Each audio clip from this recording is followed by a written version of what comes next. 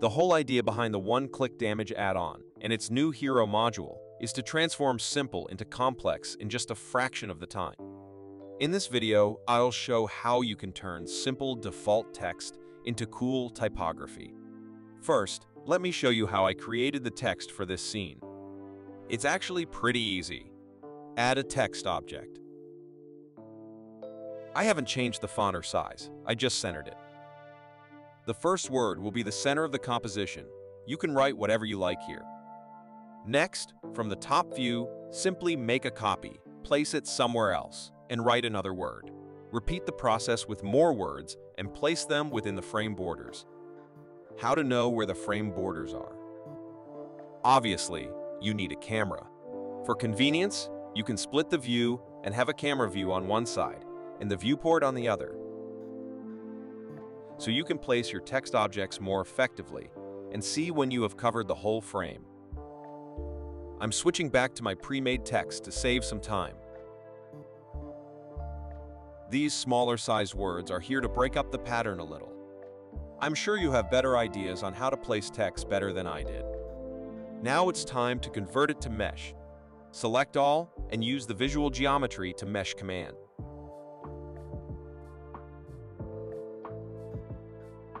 You can also join words together for selection convenience.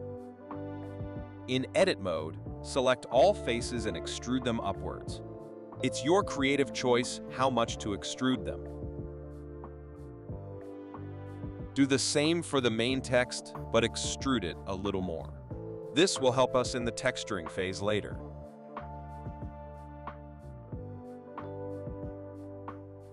After that, in edit mode, select all and run the separate by loose parts command.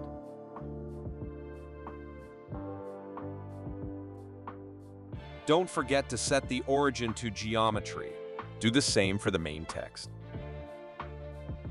When you have all individual letters, select one and hit the Go Hero button. It will append the default geometry nodes to begin with. I'm going to show you a breakdown of my setup next with these 3 letters. Let's turn off all layers for now and see what we have at the beginning of this node tree. Each hero setup has start and end nodes, so the magic happens in between them. From the start node, you can choose the level of detail and also plug in some reference objects. Look what happens when I unplug it. The smaller object maintains the same polygon density, but it's relative to its scale, so it appears smaller. Hero uses relative scale by default. We can tell Hero to use the scale of another object as a reference.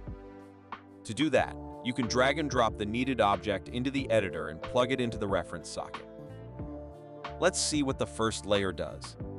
I want these letters to have some kind of horizontal, irregular lines carving, so the first displacement node is for that.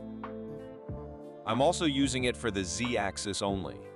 It affects both sides, but it doesn't matter because there's going to be ground anyway, and the bottom side won't be visible. So, it's a simple noise texture but stretched with a texture transform node to get the result I want. The next layer is for small details like these dents. It's the same noise texture again, but with a larger scale number and different displacement parameters. I also have this mask connected. Changing its parameters, you can have different appearances.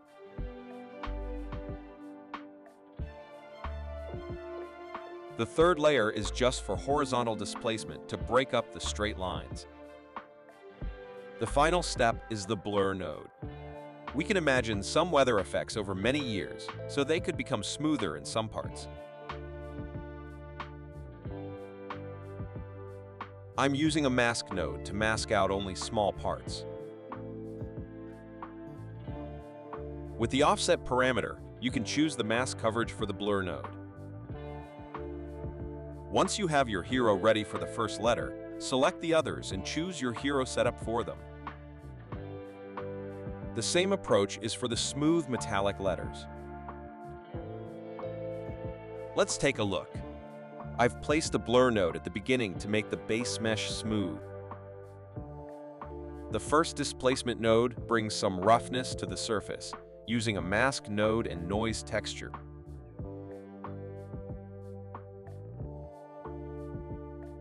The second displacement node adds more fine details and uses the same mask as the first one, but it's been inverted with an inverse node.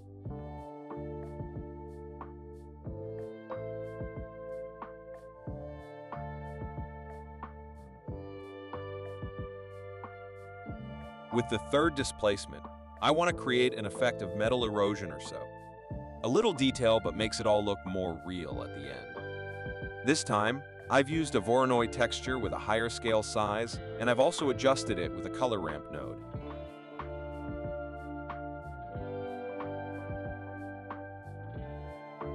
The last node is for horizontal displacement as before, to break the straight lines. As for the background, it's just a simple plain object. I'm still using Hero's default setup with the remesher turned off because it's just a flat surface. There are 2 subdivide mesh nodes to add more polygons and 3 displacement nodes for details. Nothing fancy.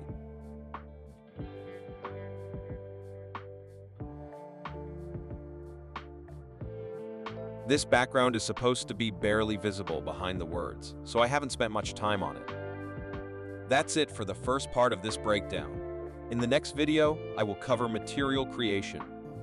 Don't forget to subscribe so you don't miss it.